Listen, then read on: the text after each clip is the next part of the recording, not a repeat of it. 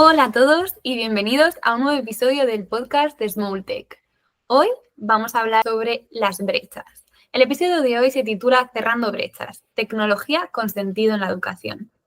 En este episodio vamos a conversar con dos voces expertas sobre inclusión, brechas y tecnología en el mundo educativo. Hablaremos de temas desde la política pública hasta casos reales con universidades, pasando por la seguridad de la información digital, la innovación. Así que hoy tenemos con nosotros, en primer lugar, a Sandra Restrepo Ruiz, comunicadora social con experiencia en el Congreso, en el Ministerio de Educación, en universidades y en empresas. Hola Sandra, bienvenida. Hola, ¿cómo están? Un saludo para todos. Muchísimas gracias por la invitación. A ti por estar aquí con nosotros. Y tenemos también con nosotros a Milena Rodríguez, gerente regional en Smalltech, experta en gestión del riesgo, seguridad de la información y transformación tecnológica. Bienvenida, Mile. Hola a todos, muchas gracias Sofi por la invitación, muchas gracias también a Sandra por concedernos este espacio y pues nada, encantada de estar aquí compartiendo entre las tres esta conversación tan interesante. Muchísimas gracias a las dos. Bueno, pues entonces empezamos con el episodio hablando sobre las brechas a nivel tecnológico y educativo. Para empezar, bueno, yo os he presentado, pero me gustaría que lo hicieseis vosotras, que nos contaseis un poco vuestra trayectoria, cómo habéis llegado a trabajar en temas relacionados con la educación y con la tecnología. Así que, adelante. Bueno, pues dado el orden de presentación, voy a iniciar un poco hablando de quién es Sandra Restrepo y cómo llegó al mundo de la educación y la tecnología. Bueno, como ya lo mencionaron, soy comunicadora social y pues básicamente me estaba desempeñando en el mundo del periodismo. Era como el enfoque de periodismo, comunicación institucional, pero me decepcioné un poco de este mundo y estaba buscando como en algunas etapas en la vida que queremos darle un vuelco a nuestras carreras, a nuestros enfoques. Y por recomendación llegué a una empresa que hacía educación virtual, pero cuando todavía esto no tenía el impacto y el reconocimiento que tiene ahora. Vamos, trabajábamos en programas como Flash, que ya desaparecieron, eh, y, y llegué allí y me pareció que era realmente bien interesante, que lo que genera brechas, algo como la tecnología, pudiera en algunos casos cerrarla, porque puede llevar educación a lugares donde no llega la educación presencial, y dar acceso a personas que no tienen el tiempo para desplazarse, ir a otros lugares. Entonces me pareció como un principio bien potente y me fui por allí y ya me adentré a estudiar educación, hice una maestría en educación y me quedé ya por esta línea y empecé a trabajar en organizaciones tanto públicas como privadas, en instituciones de educación superior, enfocadas específicamente a la incorporación de tecnologías en los procesos educativos en todos los niveles. He trabajado con profesores incluso de preescolar hasta posgrados, doctorados, siempre pensando y reflexionando cómo la tecnología puede hacer, pues por supuesto que la educación llegue a más personas y también ideando cómo puede aportar a la innovación educativa.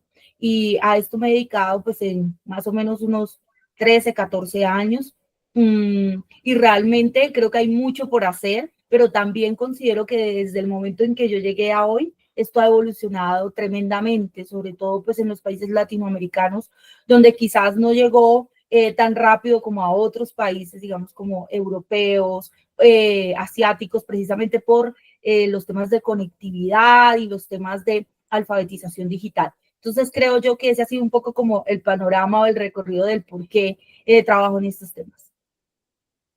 Qué interesante, has pasado un poco por todas las etapas, ¿no? Has visto la educación en todas sus formas y en todos sus ámbitos. Pues va a ser súper interesante hablar contigo sobre brechas. Mile, cuéntanos tú un poco tu trayectoria, ¿cómo llegaste a este mundo? Sí, bueno, yo de base soy ingeniera de sistemas. siempre muy inquieta por todos los temas. Siempre me llamó mucho la atención todo el tema de auditoría de sistemas. En ese momento, cuando estaba haciendo mi pregrado, recuerdo mucho una de mis maestras favoritas nos decía que en Colombia había muy pocos auditores de sistemas. Entonces yo dije, yo me quiero ir por ahí. Así que empecé, digamos, como a enfocarme en esta línea, en ingeniería de software y auditoría de sistemas. Y las mismas oportunidades, como cuando tú quieres algo, se van dando las cosas, ¿no? Se van juntándose cosas y cosas. Entonces fui adquiriendo experiencia en empresas, pues, digamos, del sector corporativo, también en universidades. Y finalmente, pues siempre me ha gustado mucho estudiar, aprender, digamos que no sé si es un defecto o una virtud, a veces lo veo como un defecto, a veces lo veo como una virtud, y es que a veces no sé decir no. Entonces, Mile, ¿nos puedes ayudar con tal cosa?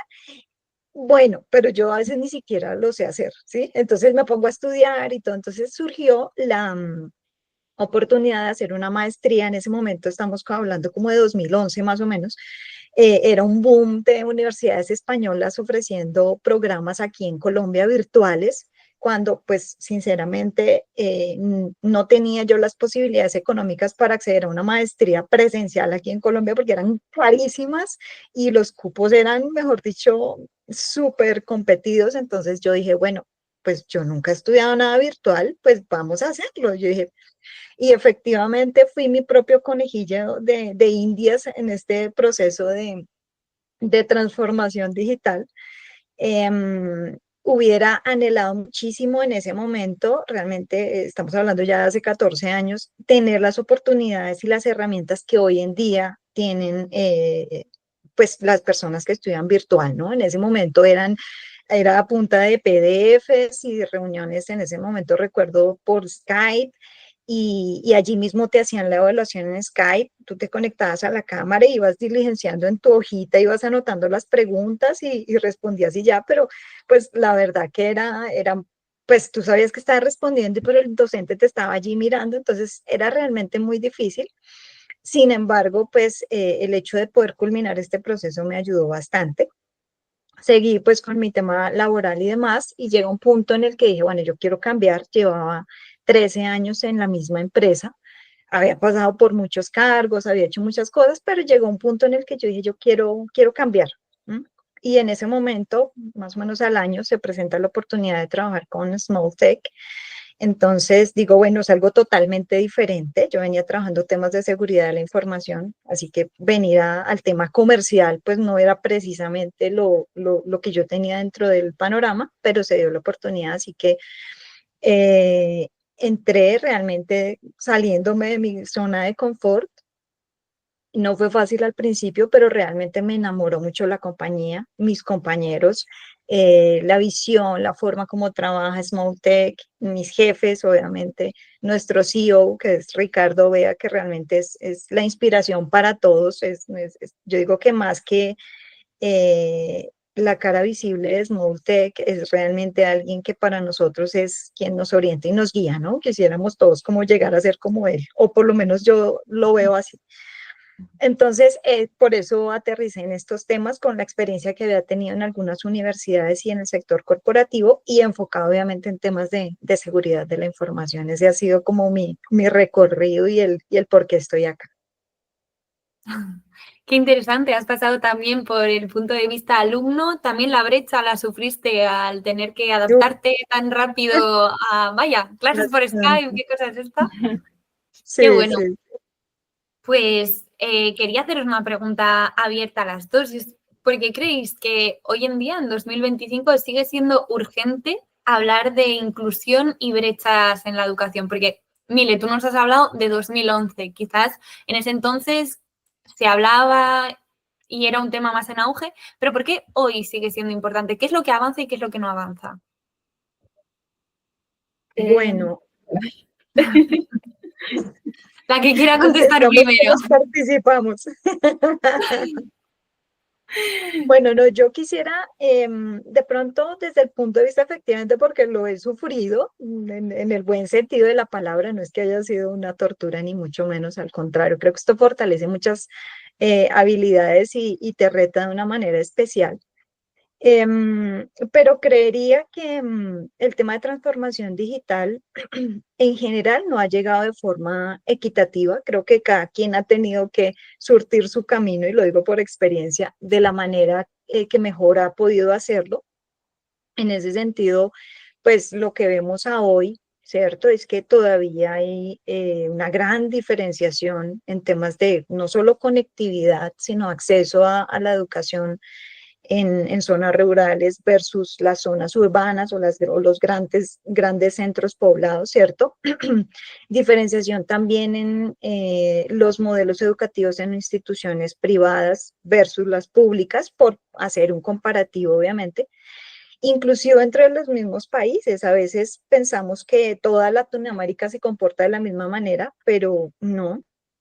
A veces encontramos dentro de los mismos países que por zonas, seguramente asociado a la idiosincrasia o a la cultura, hay marcadas diferencias. Entonces creo que temas como conectividad, por ejemplo, el acceso a los equipos para que los estudiantes se puedan conectar, o las personas que están en un proceso de selección pues puedan ser evaluadas, em, asociado adicional a las competencias digitales que deben tener las personas para poder avanzar en su proceso, son desiguales, y realmente eso lo que nos muestra es que todavía no hay una adopción acelerada en estos temas, de pronto como quisiéramos que lo fuera, ¿no? Sumado que vienen temas de inteligencia artificial y demás que pues hacen muy retador, digamos, todo este tema de formación virtual. Ujú. Bueno, complementando un poco lo que dice Milena, sí, yo creo que hay un tema, en primer lugar, de acceso, que es importante. Creo que llevamos demasiados años hablando del tema de acceso y parece que es una situación resuelta, ¿cierto? Sobre todo pues en países como Colombia y en muchos países de Latinoamérica que tengo la oportunidad de conocer y que hablan de ya tenemos acceso o acceso garantizado a todos. La verdad es que el Internet no ha llegado a todos, como tampoco lo ha hecho la energía eléctrica. Sí, en países como estos aún hay muchos hogares que no tienen acceso a la energía eléctrica y por ende no tienen acceso a Internet y por ende no tienen acceso, por ejemplo, a señales satelitales de celulares, entre otros múltiples problemas. ¿Sí? Entonces yo creo que eso es lo primero. Lo primero es no dar por sentado que todos tienen acceso a Internet, que es como algo básico también para estos temas. Y también acceso a los equipos. Yo creo que también hay un tema de infraestructura importante que está asociado a temas presupuestales. No son, digamos, aspectos económicos y en ocasiones, pues, los gobiernos invierten en una cosa, pero no en otra. Tengo la oportunidad, por ejemplo, de haber trabajado en zonas apartadas, en programas con escuelas, colegios, donde llegaban, por ejemplo, las tabletas, pero no había internet. Entonces, se resolvía un tema, pero no se resolvía el otro. O llegaban las tabletas, pero entonces no se las facilitaban a los estudiantes porque no había una correcta capacitación o formación para ellos en su uso. Sí, no solo en el uso técnico, sino también en el uso ya teniendo en cuenta temas de seguridad, ¿cierto? De la información, de los datos, que también es muy importante. Entonces, creo yo que hay ahí dos aspectos por los cuales se sigue hablando de brecha y se va a seguir hablando, creo yo. Otro es la alfabetización, ya lo mencionó también Milena, y creo que la alfabetización se hace más profunda. Por ejemplo, creo que se me cortó. Te escuchamos, ¿eh? Yo te sigo escuchando. Se me quedó congelado todo, pensé que se había cortado. Ok. Creo que también hay un tema de alfabetización importante, y es que no todos pueden acceder a la formación que se requiere para tener un dominio de los equipos. No solo el manejo técnico, como lo decía, sino hacer reflexiones más profundas sobre ellos, ¿cierto? Sobre su manejo, sobre el impacto que tienen en la vida, sobre cómo se transforman las habilidades para el futuro y cómo esto, por supuesto, puede ser una herramienta fundamental para las personas en los próximos años. Y esta brecha, pues, sigue abriéndose cada vez que llegan nuevas oladas de, por ejemplo, tecnologías emergentes como es la inteligencia artificial. Ya muchos, la UNESCO, están hablando de, hay otro marco completamente diferente al que estábamos manejando en competencias digitales para la inteligencia artificial. Y si no lograste este primer nivel, pues llegar al segundo no va a ser tan sencillo. Entonces, se sigue ampliando esa brecha porque hay temas, como lo decía, de acceso, infraestructura, presupuesto y también de alfabetización, pues que por supuesto hacen que sea complejo lograrlo. Y hay un elemento que creo yo que es importante también mencionarlo en educación, y es que durante muchos años se consideró que la incorporación era simplemente que el profesor utilizara herramientas, utilizara software, pero más allá de esto, no se reflexionaba sobre para qué, ¿cierto? Esto cómo enriquece mi práctica y cómo esto puede llegar a ser útil realmente para el estudiante en su vida, cómo lo puedo potencializar y utilizar. Entonces creo que esa reflexión pedagógica, más allá de la herramienta, más allá del software, es necesaria. Y pues creo yo que de pronto la pandemia nos hizo ser mucho más conscientes de eso, pero antes tal vez no era tan así, era como, listo, vamos a incorporar tecnología, tengo tabletas, computadoras, yo ya estoy cumpliendo, tengo proyectores, los profesores están utilizando PowerPoint. Pero creo que esto tiene que ir mucho más allá. Entonces, creo que ese es otro aspecto que afecta directamente. Y hay algo que todavía considero yo que es aún más grave, y es, bueno, vamos a hacer educación virtual, pero ¿quiénes tienen acceso? Entonces ahí empezamos a pensar, ¿una persona que es invidente tiene realmente acceso? ¿Una persona que es sorda tiene realmente acceso? ¿O simplemente hacemos medidas que son cosméticas para parecer que sí está ese acceso? Entonces voy a subtitular algunas cosas, voy a poner algunos videos, algunos audios, pero realmente del fondo no hay una educación pensada para estas personas que no podrían tener acceso a la educación virtual tradicional que todos estamos acostumbrados a trabajar. Adicionalmente, porque son medidas que son costosas, no es como simplemente me va a servir lo mismo, sino que hay que tomar realmente unas medidas desde el diseño para lograrlo. Entonces creo yo que hay muchas dimensiones sobre las cuales abordar este tema, por esto serían algunos de los puntos. Sí, bueno, justo os quería hacer un ejercicio con vosotras de separar un poco este tipo de brechas, pero aquí veo que es que me lo has desglosado todo, ya hemos hecho el ejercicio. Veo por un lado ¡Ay! ¿Os he perdido? No. No, te estamos escuchando. Ya, perfecto, es que os habéis quedado congeladas también. Bueno, como decía, veo diferentes brechas en ambos discursos, ¿no? Me gustaría, yo me había tomado la libertad de elegir 4, pero podemos añadir más porque has comentado una que yo no tenía prevista hablar de ella, pero que también podemos incluirla. Yo quería hablar, por un lado, de la brecha de género a nivel, educativo y tecnológico. También quería hablar de la brecha de acceso, que es la que has mencionado tanto con la conectividad, los dispositivos, las plataformas, también con la brecha educativa, todos los skills para el siglo XXI, la desigualdad formativa y la brecha generacional, pues la formación al docente, el miedo al cambio, pero también has mencionado la brecha de accesibilidad para todas aquellas personas que tienen diferentes problemas, no tienen un acceso fácil o asegurado a la educación en línea. Comentemos brecha por brecha, vayamos uno a uno. Sobre la brecha de género, ¿qué barreras creéis que siguen existiendo para las mujeres en el campo de la inteligencia artificial y la educación digital? No sé. Venga. Dale, Sandra, dale. Bueno, existen, hemos avanzado, porque también es importante mencionar que sí se han logrado avances, pero seguimos todavía en deuda. ¿Por qué hay brechas? ¿Sí? Básicamente porque las mujeres tienen menos acceso a tecnología que los hombres. Esto, ¿por qué sucede? Bueno, hay muchas razones, pero una de las más importantes es que en muchos hogares latinoamericanos aún, por ejemplo, existe un solo dispositivo en el hogar y normalmente el dispositivo lo tiene el jefe del hogar, que en la mayoría de los casos es el hombre. No porque lo diga yo, es porque digamos que así funciona, porque somos una sociedad todavía bastante patriarcal. Entonces, en ese sentido, sobre todo en zonas rurales, los hombres tienen más acceso a dispositivos que las mujeres. Tienen más acceso a Internet también porque viajan más. el que sale, digamos, a zonas urbanas a hacer, por ejemplo, mercado, a conseguir los víveres necesarios, es el hombre. Y normalmente cuando se desplaza de estas zonas urbanas, pues tiene mayor posibilidad de acceso a Internet, que quizás en las zonas más apartadas no se logra.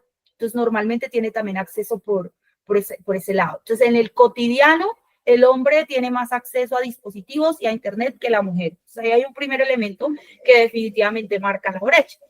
El segundo es, también el hombre logra mayor desarrollo de las competencias precisamente porque tiene mayor exposición al manejo de los dispositivos, al acceso a Internet, entonces por ende eso también le ayuda. Otro aspecto importante es que hay más hombres que acceden a las carreras STEM, aunque se han hecho muchas iniciativas por parte también de organismos gubernamentales, organismos no gubernamentales para lograr ese cierre, aún hay más hombres que estudian las ingenierías, las matemáticas, que por supuesto son carreras más enfocadas a la computación. Tienen más principios de computación, entonces hay más hombres en este nicho que mujeres. Por ende, también hay más hombres que ocupan cargos en el mundo tecnológico y sobre todo cargos estratégicos, porque digamos que hay mujeres sí en el mundo tecnológico, pero más en los cargos asistenciales. Entonces, esto hace que, por supuesto, los hombres logren ser más sobresalientes en estos campos y se generan también más programas para hombres en estos campos porque pues, está más enfocado para ellos o está más pensado para ellos. Y como esto ya venía desde antes, pues la inteligencia artificial no se hace esperar. La mayoría digamos, de los cargos estratégicos en el mundo de la inteligencia artificial ocupan los hombres y asimismo, pues, el desarrollo de la inteligencia artificial está pensada también por hombres, porque son los que están, digamos, en este mundo. Entonces, eso perpetúa esa brecha que ya venía. No es que per se la inteligencia artificial esté marcando la brecha, sino que es una brecha que ya venía, persiste y va en aumento, porque al tener menos acceso, pues hay menos formación, hay menos alfabetización y hay menos personas que trabajan en este campo. Entonces creo yo que eso hace que por supuesto la brecha se vaya profundizando en buena medida. Y ahí le doy la palabra a Milena, porque no sé si quieres. Sí, Mile, si quieres añadir algo, también si tienes alguna experiencia personal que quieras compartir con nosotros, algún ejemplo. Sí, claro que sí, o sea, de la mano de lo que dice Sandra, realmente, pues de hecho lo viví cuando hice mi carrera de ingeniería de sistemas. Lo que se veía y todavía se ve bastante, porque todavía pasa, es que no todas las mujeres tienen acceso a formación técnica de calidad, ¿no? Ni hablar, pues, esto estoy hablando en ciudades, ¿no? Ni hablemos de las zonas rurales, porque pues el desarrollo digital es todavía menor, ¿cierto?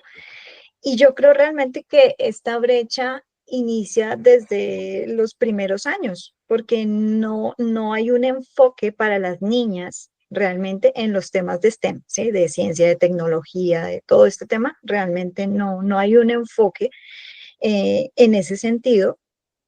Los mismos videojuegos, los mismos juegos, así no sean en video, pero los mismos juegos y demás que se diseñan muchas veces no son enfocados a estos temas. Y en ese sentido también es muy importante, yo recuerdo cuando inicié mi carrera, empezamos 22 personas, de las cuales 4 éramos mujeres y pues el resto eran hombres. Entonces, uno tiende a caer en el grupo de las 4 mujeres, ¿sí? ¿Por qué? Porque ganarte un lugar en el grupo con los hombres, primero tenías que demostrar que tú sí eras pila, ¿sí? Que tú estabas ahí porque querías hacerlo, porque era la carrera que habías decidido estudiar y no porque era un accidente, ¿sí? Entonces, realmente el tema empezó desde el día 1, por lo menos en mi caso.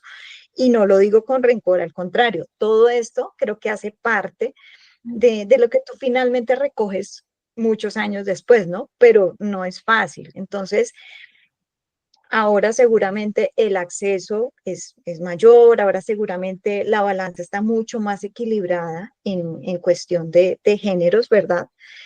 Pero siguen existiendo de pronto en centros urbanos, mejora el tema, pero hacia el nivel rural, o sea, cero, lo que decía Sandra, el acceso a los dispositivos. el solo hecho de listo, pueden tener el acceso, pero no tienen los conocimientos porque están dedicadas pues a otro tipo de actividades que claramente son muy valiosas y que aportan a la sociedad, pero que las pueden estar llevando a estar sesgadas, ¿no? Apartadas de todos estos temas de innovación tecnológica. Entonces creo que eso es parte de lo que está pasando. Es claro que hay una carga a nivel de cuidados, de conciliar la vida personal con la vida profesional para las mujeres. Entonces, en este sentido, pues es importante considerar estas brechas, ¿no? Que finalmente las tenemos aún hoy en día. Yo estudié hace muchos años, pero seguramente hoy en día todavía hay cosas que tenemos por gestionar porque no se da una solución de fondo. Bueno, el primer paso es darse cuenta que la brecha está ahí, ¿no? Y empezar a actuar y, bueno, y visibilizar, que es lo más importante. Exactamente. Y ya que mencionabas los accesos, podemos seguir con la brecha de acceso, con todo el tema de conectividad, etcétera. A pesar de los avances que ya hemos mencionado algunos, muchas personas, como decíais las dos, siguen sin tener acceso a la tecnología, en este caso, a la tecnología educativa. ¿Qué factores están manteniendo esta brecha abierta? Mile, si quieres empezar tú, así seguimos contigo.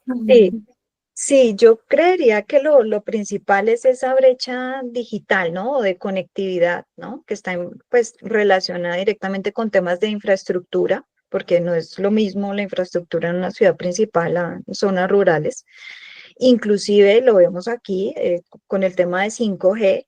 Uy, sí, qué chévere, tenemos 5G, pero por ejemplo, en ciertas zonas, por lo menos en Bogotá, en ciertas zonas que cuando uno ve el 5G, uno como que le palpita el corazón porque, ay, estoy en 5G, pero eso no es en todas las zonas y estamos hablando de la ciudad capital de Colombia. Y seguramente así pasa en otros países. Entonces, ¿cuánto más en zonas rurales? Entonces, ese es como uno de los primeros puntos que yo diría. Adicional a eso, cuando hay conectividad, esta puede ser limitada o inclusive inestable, ¿cierto? Y de esto sí que nosotros conocemos bastante con los clientes que tenemos en Colombia, vemos eso, que inclusive hay que considerar acceso, monitorizaciones o seguimiento a procesos formativos a través de dispositivos móviles porque los estudiantes pues no pueden acceder a un computador como tal, sino que es una tablet o inclusive su celular o un computador, pero conectado con los datos de su celular, porque no hay la opción, porque hay un costo asociado a la tecnología. Obviamente, si miramos atrás, lo que costaba un plan cuando inició el tema de los celulares era una cosa escandalosa. Hoy en día es mucho más accesible a nivel de costos, pero hay personas que no pueden tener, por ejemplo, internet en su casa, internet fijo, más el internet de celular. Algunas personas sí, pero no todas las personas. Entonces dicen, bueno, yo tengo que hacer aquí una elección inteligente, entonces me voy con mis datos en mi celular, de alguna manera los comparto a mi computador y puedo trabajar ciertas cosas, pero en ese sentido, si las empresas, por ejemplo, de tecnología no están alineadas con estos parámetros y estos contextos, pues, o sea, vamos inclusive nosotros a actuar en contra de nuestra población objetivo, que son los estudiantes y las personas en procesos de selección. Eso considero que es parte de lo que está pasando hoy en día y que debemos considerar desde un punto de vista muy importante porque es parte de nuestra realidad y nuestro contexto. Sandra, ¿quieres Bueno, añadir algo? sí, yo creo que con el tema de accesibilidad hay un tema de política pública importante. Es decir, en países como estos siempre, que son centralistas además, se piensa el país desde el nivel central. Y Colombia no es Bogotá. Colombia, yo vivo en la localidad de Teusaquillo, donde hay 5G. Colombia no es Teusaquillo, siempre digo yo. El hecho de que tú vivas en Teusaquillo y tengas acceso a 5G 24 horas no significa que eso sea Colombia, ¿sí? Colombia tiene unas realidades muy diversas, además porque es un país muy grande, muy amplio, un territorio bastante interesante para los que hemos tenido la oportunidad de ir a esa otra Colombia mucho más profunda, como la llaman ahora.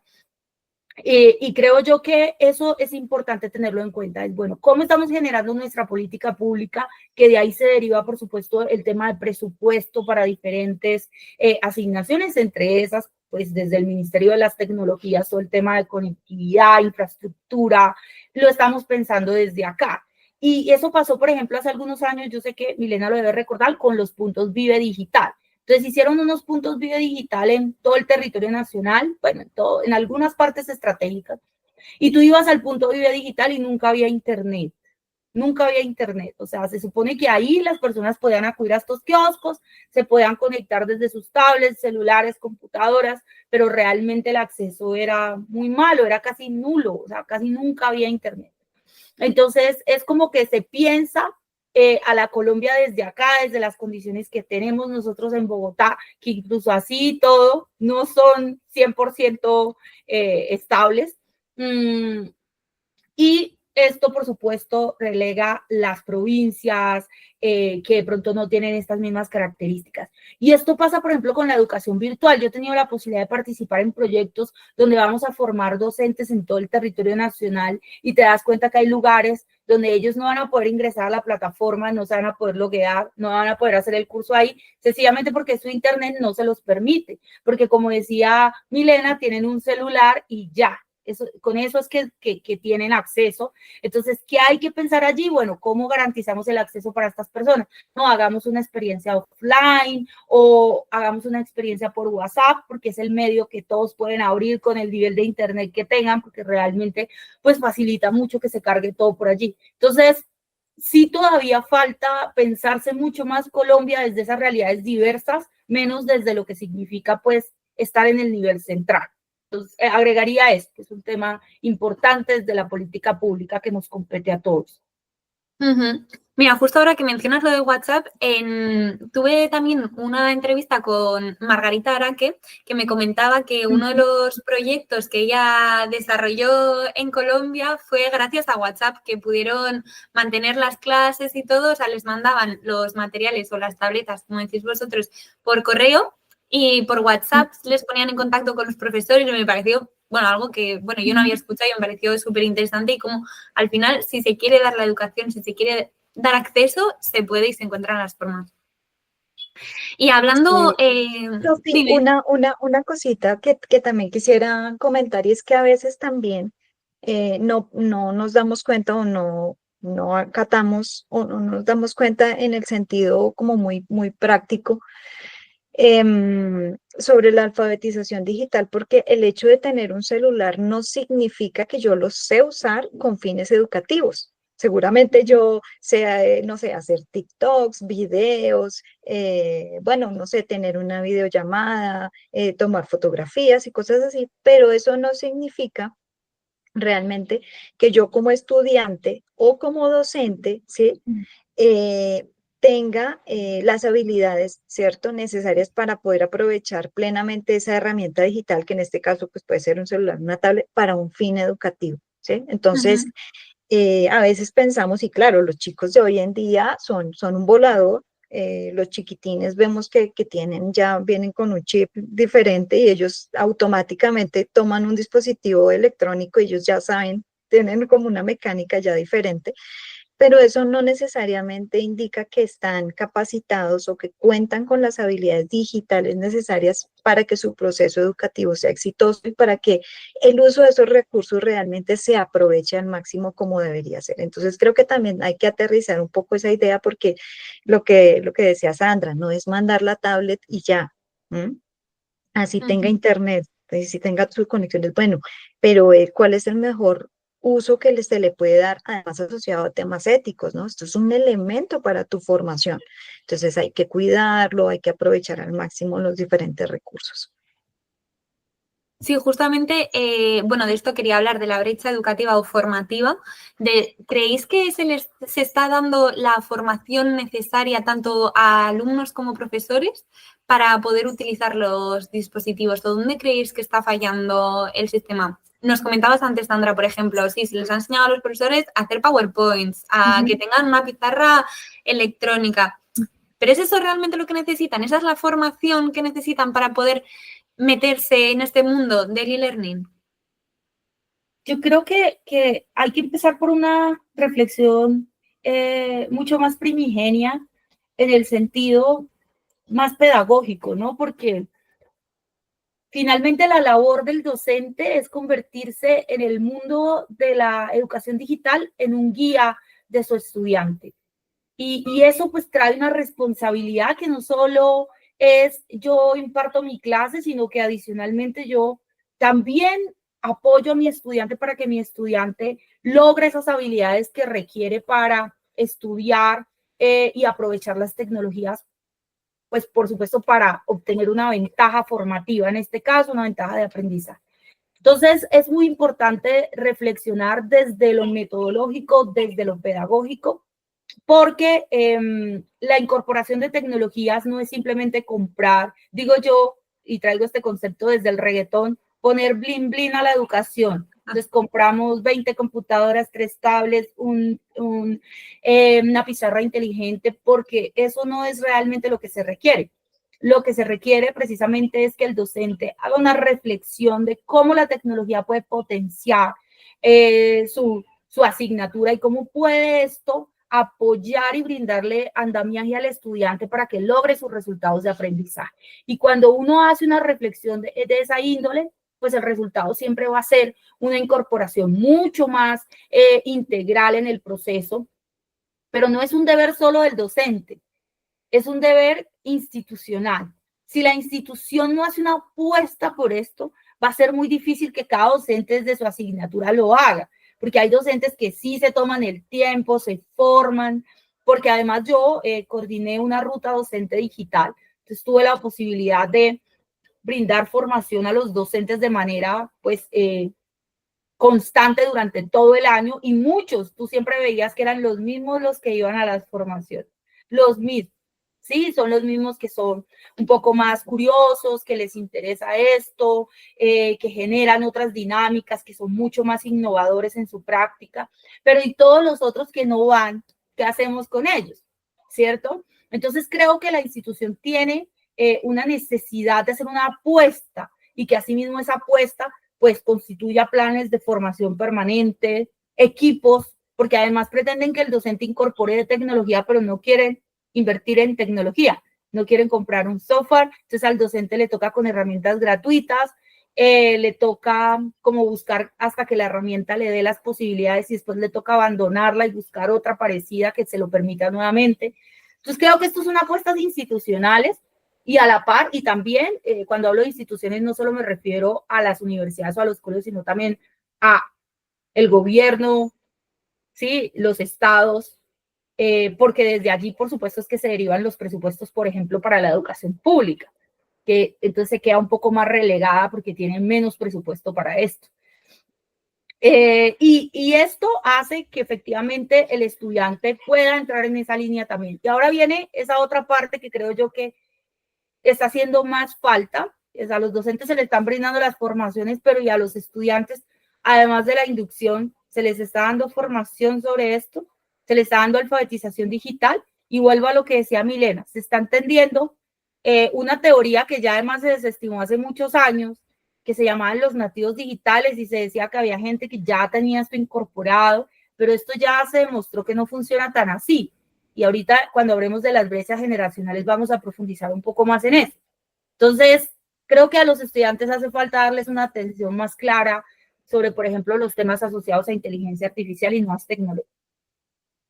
Un punto muy interesante, porque justamente yo la brecha generacional la entendía, fíjate, un poco más al revés, ¿no? Yo desde mi punto de vista de joven, yo decía, ya, ¿y cómo las personas más mayores, qué resistencia tienen al cambio? Pero tú me mencionas otra brecha generacional. Sigamos con este tema que me parece muy interesante. Sí, digamos que se entendía que como estamos divididos en grupos generacionales, ¿cierto? Que habían grupos que eran propensos al manejo de la tecnología y otros no, ¿cierto? Pero esto ya en el camino se ha desmentido un poco, porque además los que hemos trabajado con docentes, estudiantes, nos hemos dado cuenta que hay muchos docentes que tienen 50 años, que son mucho más propensos al uso de la tecnología que docentes que tienen 25, que son partidarios de cero pantallas, de la tecnología es nociva para los estudiantes, de esto no se debería permitir, de la universidad no debería hacer estas apuestas o los colegios. Entonces, creo yo que esto no es un tema generacional, es más bien un tema actitudinal frente a qué tanta apertura al cambio tiene la persona. Porque aunque cueste un poco más, mira, yo le dicté clase a docentes de 70 años que además disfrutaban sus clases, hacían apuestas, querían, lo hacían bien, que manejan inteligencia artificial en su cotidiano, incluso que programan, y versus docentes de 26, 27 años que me decían, el mundo de la tecnología no es para mí, esto no me gusta, me cuesta, no quiero hacerlo. Entonces, no es un tema generacional, es un tema más bien de como personal, de cómo el ser humano asume estar enfrentado permanentemente a tiempos VUCA, como lo dice la teoría, ¿cierto? Tiempos Bani, y es que estamos en tiempos convulsionados, cambiantes, y que deberíamos ser un poco maleables frente a eso y no pararnos como duros, sino que por el contrario decir, bueno, esto es una realidad y voy a asumirla. Entonces, definitivamente creo yo que hay que dejar de ver la tecnología o las habilidades tecnológicas desde una perspectiva generacional y verla más como algo transversal, frente al cual todos deberíamos tener una formación y no dar por sentado que la gente entiende, sabe, está preparada, simplemente porque tiene 20 años o tiene 50, entonces que no está preparada. Me parece súper interesante este punto. Mile, ¿tú qué opinas? Bueno, de pronto es que a veces tendemos como a pensar que porque de pronto las personas jóvenes han estado rodeadas de tecnología, ¿cierto? Eso necesariamente significa o podría significar que están preparadas para usarla, ¿sí? No solo en el manejo, digamos, técnico, sino en el aprovechamiento de esos recursos. Entonces aquí lo que hay que pensar también es cómo ellos pueden usarla efectivamente, porque han estado rodeados de ella, pero usarla de una manera ética, ¿cierto? Aplicando un pensamiento crítico, que creo que esta frase ha tomado bastante relevancia, sobre todo con los temas de inteligencia artificial, ¿cierto?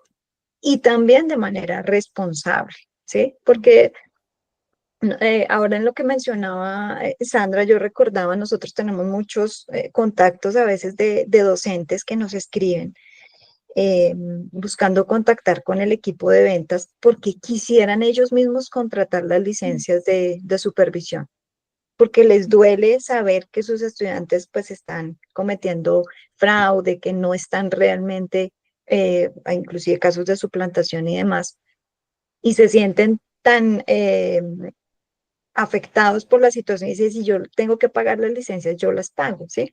Aquí pues claramente hay una limitación técnica y es que pues deben estar asociadas pues al LMS o a la plataforma de formación de la institución, por lo cual no es posible. Sin embargo, esto lo que nos muestra es precisamente lo que decía Sandrita, ¿no? Aquí todos tenemos un dolor diferente. Los estudiantes tienen un dolor diferente, las personas que están en un proceso de selección remoto, porque pues no puedes invertir una cantidad de dinero en ir a otra ciudad, a hacer una entrevista, presentar unas pruebas, sin la certeza de que te van a contratar, teniendo que pedir permiso en la otra empresa si es que estás trabajando, y bueno, y si no estás trabajando, ¿de dónde vas a sacar los recursos para poder ir? Entonces, todos estos temas virtuales realmente facilitan, yo vivo enamorada de los temas virtuales porque realmente facilitan, optimizan tu tiempo, te hacen mucho más productivo y en la medida que tengas las herramientas y un acompañamiento también en esos procesos es muy importante, ¿sí? Porque volvemos al mismo tema, estas personas pueden tener muy buen conocimiento, pero si no hay una orientación adecuada por parte del docente, por el motivo que sea, porque no cuenta con las habilidades, porque no lo ve como una prioridad dentro de su modelo pedagógico, porque también es un cambio que hay que hacer.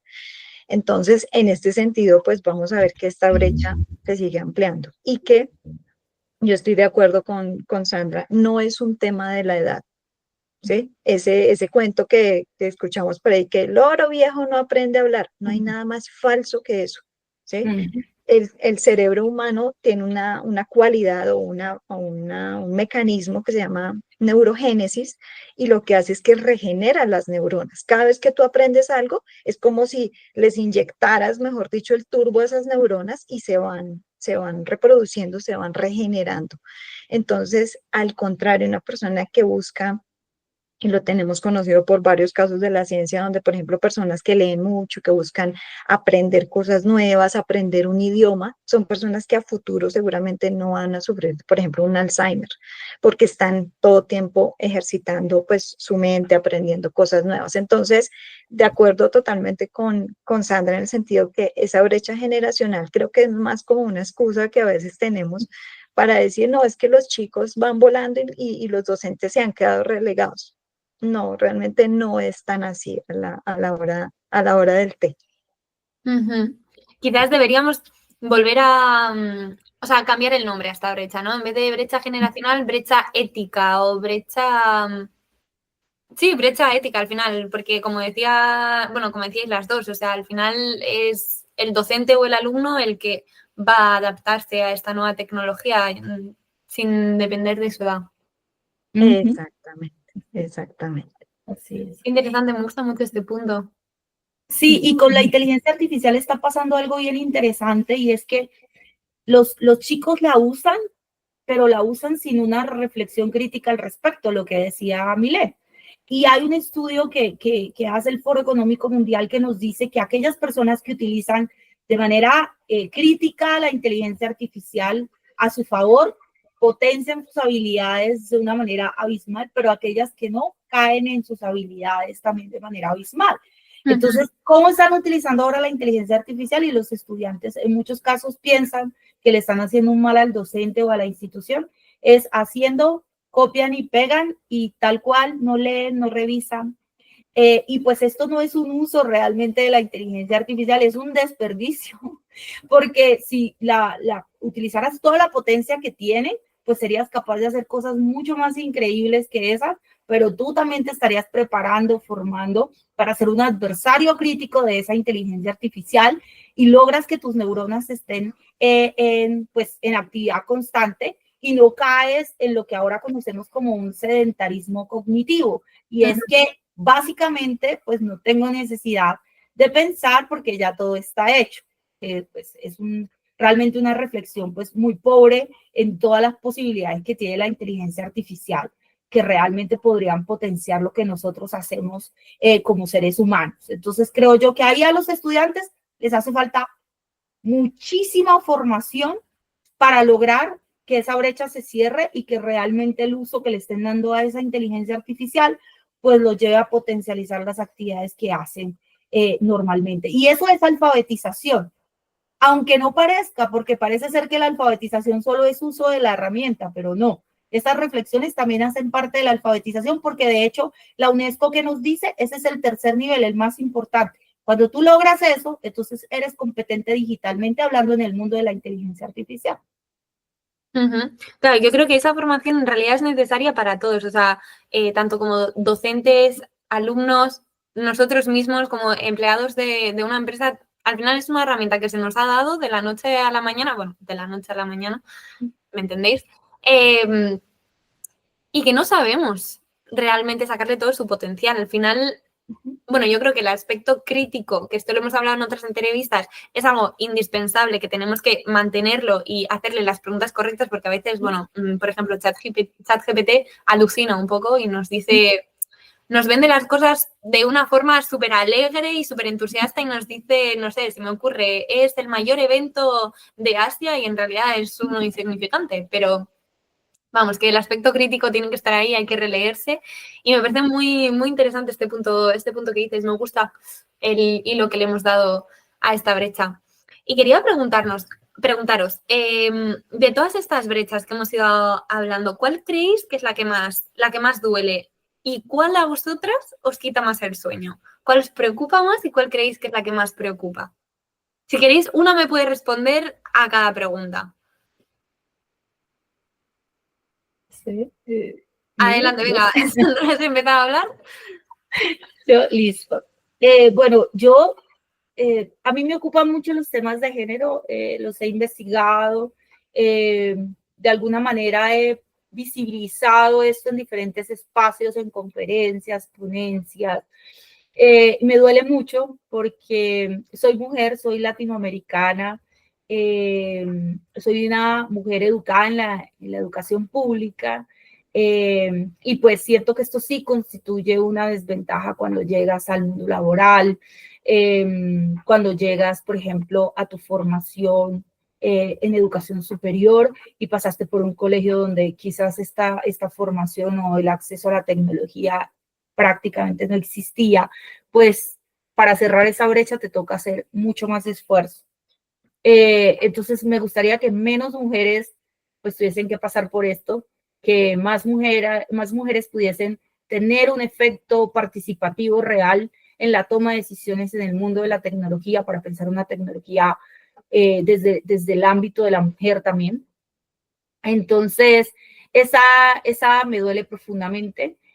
Sin embargo, también considero que el tema de la alfabetización es muy importante, porque la infraestructura sin la alfabetización no hay forma de que pueda funcionar, sencillamente porque yo llegué a muchos colegios y las tabletas estaban encerradas en un cajón con llave y nadie las tocaba porque nadie las sabía manipular, ni el profesor, ni los estudiantes, ¿sí? No tenían como ese acceso. Entonces creo yo que esa es a la que hay que ponerle más lupa, y es que esta alfabetización realmente llegue a todos, y que sea una alfabetización que constituya realmente los 3 niveles de una competencia digital.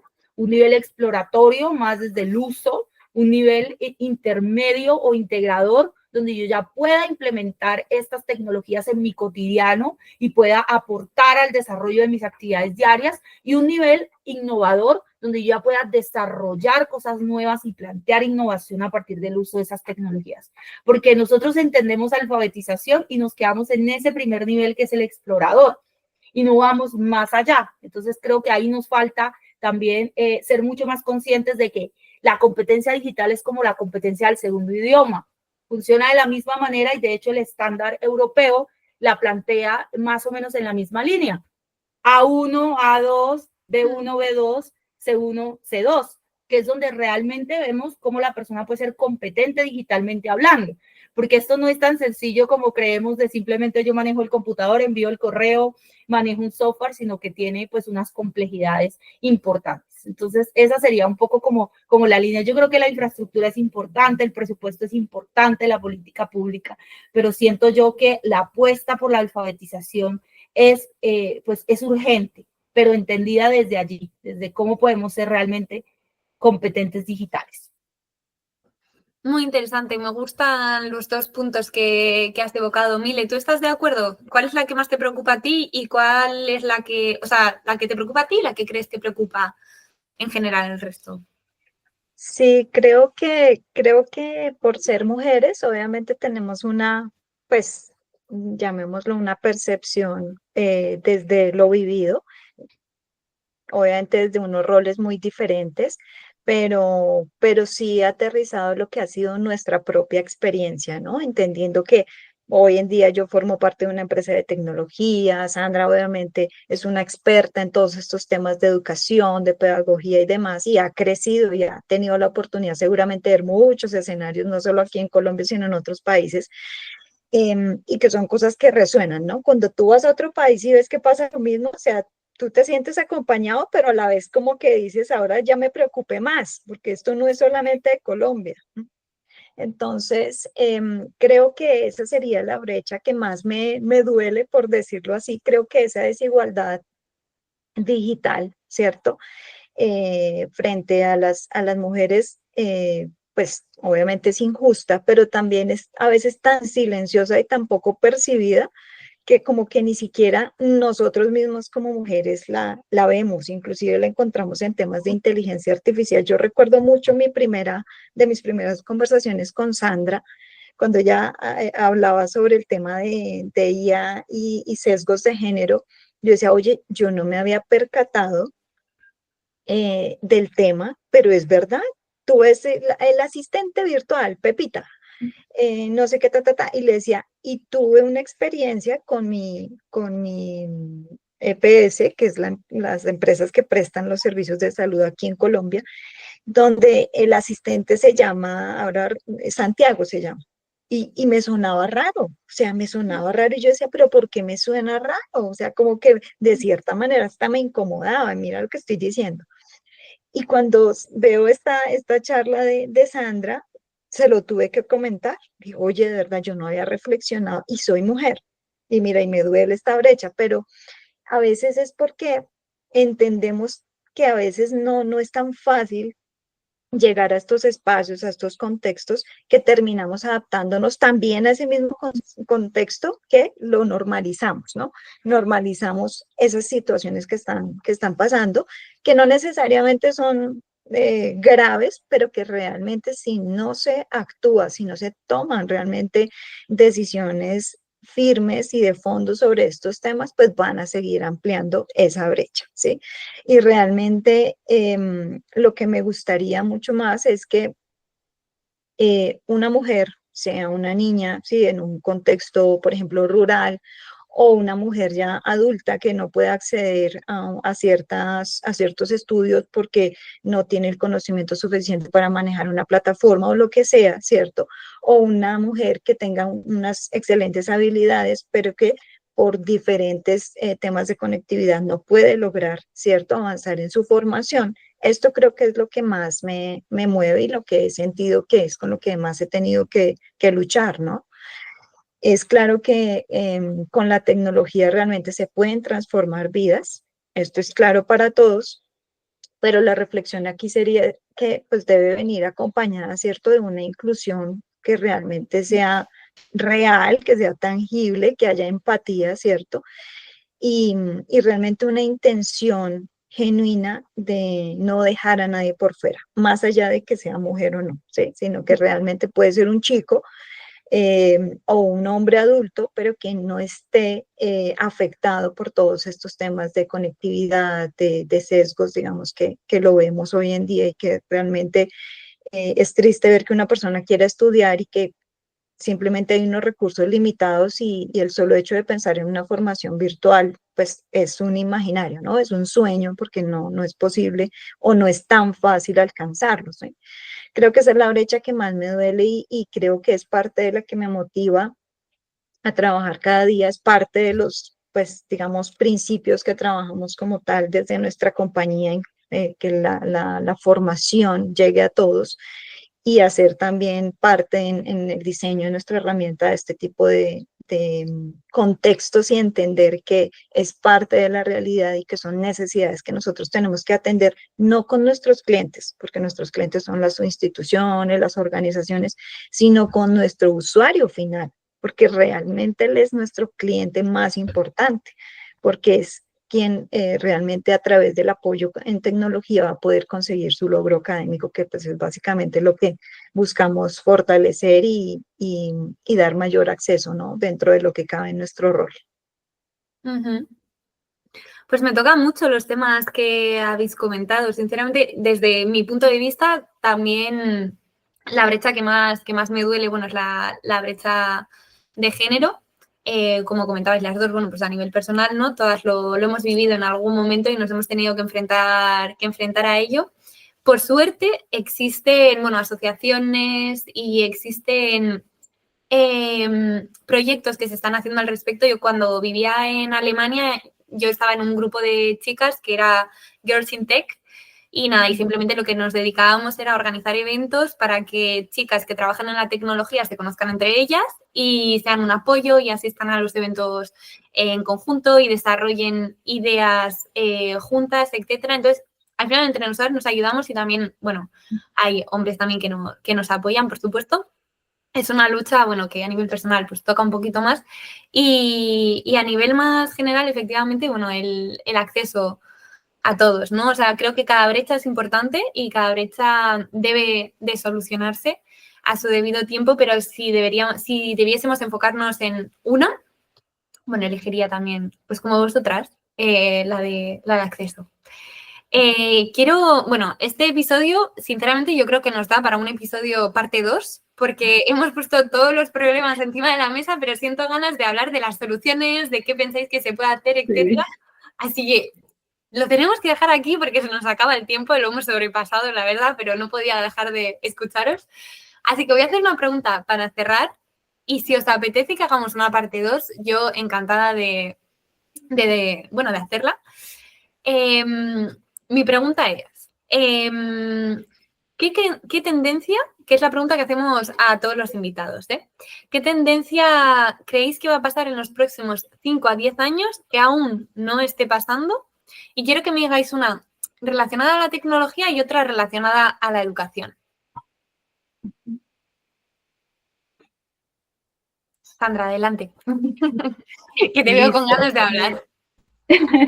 Bueno, yo creo que en educación, definitivamente en los próximos años vamos a encontrar la anhelada autonomía de los estudiantes, que es algo que todavía no se ha logrado, pero que cada día se está trabajando por ello.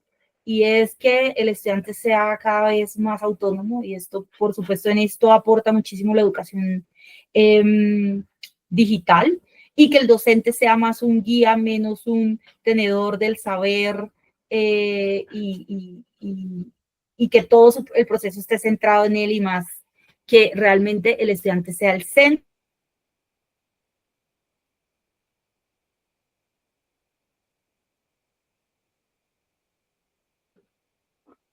Sandra, yo te he perdido. No sé si, Mile, ¿tú lo escuchas?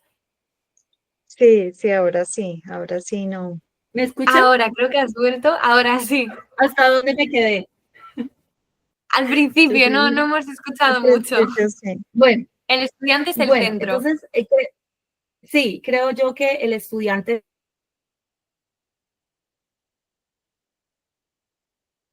No. Creo que...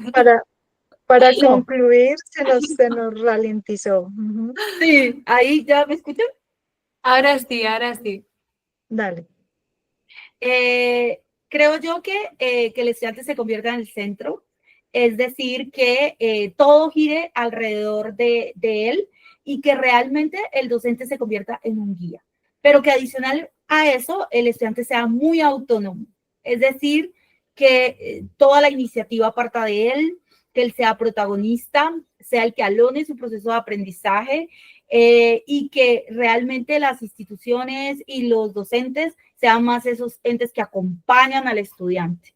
Creo yo que eso es necesario, llevamos muchísimos años hablando de eso, lo han dicho teorías del aprendizaje como el constructivismo, el socioconstructivismo, y que todos hablamos tenemos un modelo de educación constructivista, pero realmente el estudiante sigue siendo un estudiante dependiente de su docente, dependiente de su institución, dependiente de que lo lleven de la mano. Entonces creo yo que esa sería la apuesta más revolucionaria que podría tener la educación en los próximos años. Y en términos tecnológicos, creo yo que si bien se está viendo, apostaría porque va a haber mucha más educación digital inmersiva, que hasta ahora no se ha logrado, y la razón fundamental es la conectividad y la capacidad de los equipos, porque la famosa, digamos, como inmersión es pesada, es costosa, pero creo yo que con lo que está pasando ahora y los avances que se están logrando, es posible que en pocos años tengamos ya unas realidades mucho más inmersivas para los estudiantes, que creo yo que fue lo que en su momento generó el boom del metaverso, pero luego otra vez se apagó. Y es que realmente, los gráficos 3D y las animaciones y los montajes de este tipo cuestan muchísimo dinero en este momento, pues porque es algo que se tiene que hacer todavía muy manual, pero que seguramente en los próximos años vamos a lograr que esto pueda funcionar de manera tal vez más automatizada, y podamos tener experiencias más tipo videojuegos, pero más personalizadas para las experiencias de los estudiantes, viviendo, por ejemplo, escenas, situaciones, laboratorios donde ellos puedan resolver cosas. Yo apostaría que vamos a ir por allí, que no se ha logrado por lo que decía, porque es costoso y porque no tenemos el acceso y la conectividad necesarios para que esto se mueva realmente de manera natural. Ujú. Y Mile, ¿tú qué crees que va a pasar? Bueno, en mi caso, y creo que muy alineada afortunadamente con lo que está diciendo Sandra, creo que es más orientado al tema de evaluaciones mucho más personalizadas, procesos educativos y de formación en general, mucho más aterrizados, inteligentes de cierta manera, en la medida que se van a apoyar en IA con un enfoque muy ético, ¿sí? En este sentido, digamos, ya estamos viendo que hay con varias herramientas de inteligencia artificial un aprendizaje adaptativo, ¿cierto? De acuerdo al avance del estudiante, de acuerdo a las habilidades que se van detectando que tiene esta persona, pues vamos generando muchas más herramientas para potencializar eso en lo que es bueno. Y ya lo estamos viendo, pero creo que eso tendrá que llegar a un punto en el cual, como lo decía Sandrita, el estudiante sea de cierta manera autónomo, ¿cierto? Y que esa evaluación, ese proceso educativo formativo personalizado, ¿cierto? Apoyado en inteligencia artificial, tenga un enfoque muy ético en el sentido que estas plataformas o estas herramientas, ¿cierto? No solamente evalúen conocimientos, que pues claramente es uno de los propósitos, sino que puedan llegar a detectar, por ejemplo, temas de, no sé, emocionales en el sentido, por ejemplo, de ansiedad en los estudiantes, ¿cierto? ¿Cuál puede ser el patrón, ¿cierto? De aprendizaje de la persona, el ritmo de aprendizaje de la persona, ¿cierto? Y que tenga claro de cierta manera en qué contexto se mueve esta persona, ¿cierto? Para que su experiencia de usuario, ¿cierto? O su experiencia formativa sea de cierta manera adaptable y personalizada, ¿cierto? Que realmente sea un apoyo, sea un acompañamiento, eh, de tal manera que pueda generar en él, sí, una independencia, pero con un proceso orientado, acompañado, apoyado por herramientas de estas, que también van a servir para los docentes. Digamos que no es buscando relegar al docente, sino al contrario, favorecer su labor, potencializar y que, como muchas veces lo decimos a nivel corporativo, que tú te puedas sentar a pensar, porque realmente es una actividad que genera mucho valor, ¿no? El hecho de que yo me siente a pensar qué es lo que me genera mayor productividad, qué es lo que me potencia a nivel de mis capacidades y habilidades, pues eso es lo que buscaríamos también con los docentes, ¿no? Que estos modelos evaluativos inteligentes y personalizados ayuden al docente a tomar buenas decisiones y que para el estudiante sea cómodo, ¿cierto? Mostrar sus habilidades también, sus habilidades para potencializarlas. Entonces creo que debe llegar como a ese punto, ¿no? De ser muy personalizado y acompañamiento total en el proceso formativo de los estudiantes. Ujú. Bueno, yo creo que estamos tendiendo hacia, o sea, tendemos hacia la personalización. Antes, por ejemplo, ya más nivel más general, las aulas de clase eran más grandes, hemos pasado a aulas más pequeñas con menos alumnos y efectivamente creo que con herramientas como puede ser la inteligencia artificial vamos a poder facilitar esta tarea a los docentes porque en vivo y en directo a veces es difícil, tienes a varios alumnos delante, no sabes cómo personalizar ya sea el contenido, la forma de dirigirte a cada uno y con herramientas digitales podemos facilitar ese trabajo. Y es un tema muy interesante también, la personalización de la educación, que también podríamos hablar durante horas sobre ello. Pero bueno, vamos a dejarlo aquí por hoy. Quería agradeceros de verdad esta charla que me ha encantado.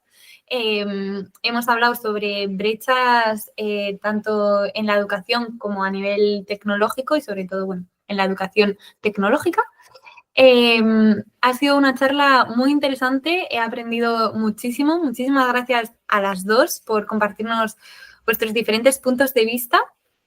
Y bueno, como os comentaba, si os apetece que hagamos una segunda parte, yo encantada. Cuando queráis seguimos hablando sobre el tema, porque me han quedado muchas preguntas pendientes y muchos temas que seguiría hablando. Así que, bueno, finalizamos aquí este episodio. Gracias a las dos otra vez y espero veros muy pronto. Gracias, Sofi. Muchas gracias, Sandrita, por el espacio. De verdad, muchas gracias por tomarte el tiempo de compartir en este espacio que pues estamos como promoviendo y que Sofi, pues ya sabes, lo lleva también. Gracias de verdad, Sofía, por la invitación y a Milena por la conversación. Muy interesante y abierta a esa segunda parte. Siempre son temas que me interesan bastante y que al final estas conversaciones hacen parte de esa alfabetización tan necesaria para que todas y todos podamos empezar a preocuparnos por estos temas que nos atañen a la sociedad civil también, no solo a los gobiernos, no solo a las instituciones de educación, sino a todos. Efectivamente. Muchas gracias. Muchísimas gracias. Vale, un abrazo. Chao.